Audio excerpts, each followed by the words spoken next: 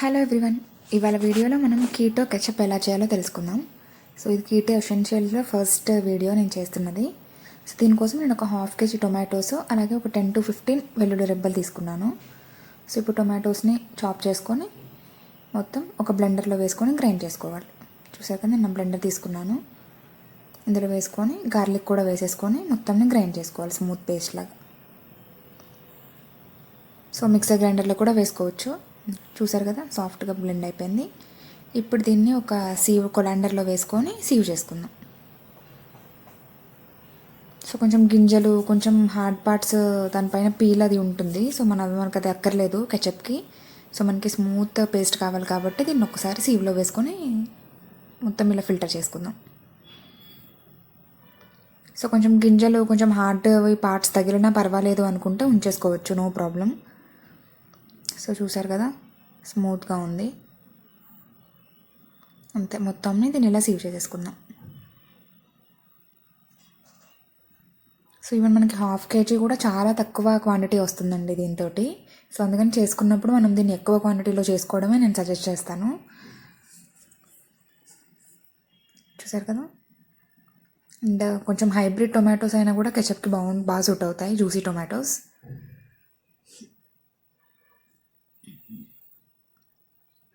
చూసారు కదా, మొత్తం సీవ్ చేసేసుకున్నాం.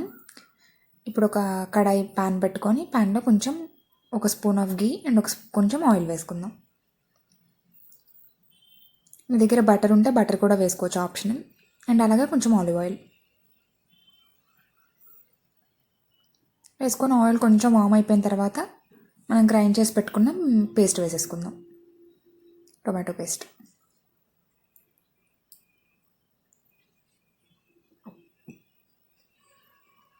సో మనకి టొమాటోస్లో ఉన్న వాటర్ అంతా ఎవాపరేట్ అయిపోవాలండి.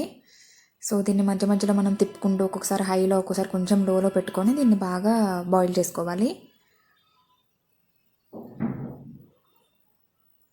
సో ఇప్పుడు ఇందులో ఒక 1 teaspoon సాల్ట్ వేసుకుందాం, అలాగే ఒక 1 teaspoon పాప్రికా. మీ దగ్గర పాప్రికా స్పెసిఫిక్గా ఇది కాశ్మీరీ చిల్లీ పౌడర్ లేకపోతే నార్మల్ది కూడా వేసేసుకోవచ్చు. అలాగే 1 teaspoon ఎరిథ్రిటాల్. నేను జైవిక్ న్యాచురల్స్ అని ఎరిథ్రిటాల్ యూజ్ చేస్తున్నాను. సో మీకోసం నేను డిస్క్రిప్షన్ బాక్స్లో లింక్స్ కూడా అప్డేట్ చేస్తాను. సో మొత్తం ఒకసారి కలిసేలా తిప్పుకుందాం. ఇప్పుడు కొంచెం ఫ్లేమ్ హైలో పెట్టుకుందామండి. చూసారు కదా, అంత మంచిగా బాయిల్ అవుతుంది, కలర్ కూడా చేంజ్ అయిపోయింది మనకి.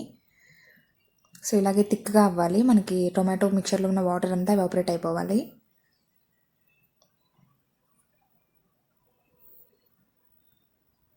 ఒక 2 minutes ఇలాగే బాయిల్ అవనిద్దాం.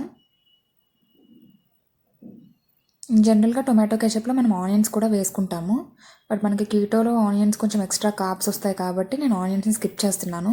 సో ఇఫ్ యూర్ మీకు స్పెసిఫిక్గా ఆనియన్ టేస్ట్ నచ్చుతుంది అనుకుంటే కనుక కొంచెం ఒక ఆనియన్ కూడా వేసుకోవచ్చు స్టార్టింగ్ గ్రైండర్లో. ఇప్పుడు ఇందులో ఒక 1 teaspoon సోయా సాస్, ఒక 2 tablespoon దాకా వెనిగర్.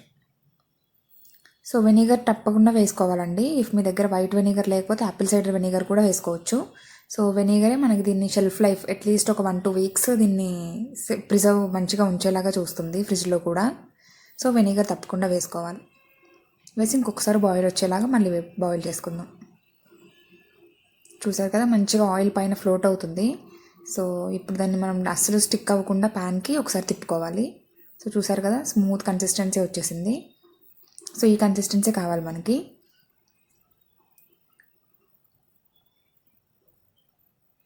సో నేను దీన్ని ఇంకొంచెం థిక్గా చేస్తున్నాను, బట్ మీకు ఇంకా థిక్గా అవసరం లేదంటే ఇక్కడ ఆపేసుకోవచ్చు. నేను దీన్నే పిజ్జా పైన టాపింగ్ లాగా అండ్ శాండ్విచెస్లో కూడా యూజ్ చేస్తాను సేమ్ పేస్ట్ని. సో అందుకని నేను కొంచెం థిక్ అయ్యేదాకా ఉంచాను. అంతే అండి. స్టవ్ ఆఫ్ చేసుకొని కొంచెం కూల్ అయిన తర్వాత ఒక గ్లాస్ జార్లోకి తీసుకుందాం.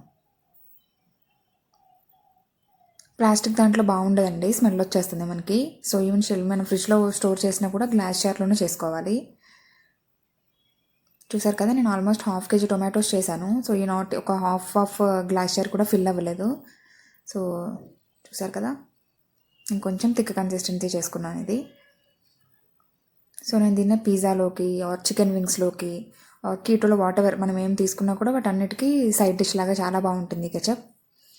అంతే అండి. దీన్ని లిడ్ క్లోజ్ చేసేసుకొని ఫ్రిడ్జ్లో పెట్టేసుకోవాలి. ఇది 2 వీక్స్ వరకు చాలా ఫ్రెష్గా ఉంటుంది. సో మీకు ఒకవేళ తొందరగా అవ్వదు అనుకుంటే కనుక స్మాల్ బ్యాచెస్లో చేసుకోవచ్చు. అంతే అండి. ఈ వీడియో కానీ మీకు నచ్చినట్టయితే ఈ వీడియోని తప్పకుండా లైక్ చేయండి అండ్ నా ఛానల్ని సబ్స్క్రైబ్ చేయడం మర్చిపోకండి. Thank you.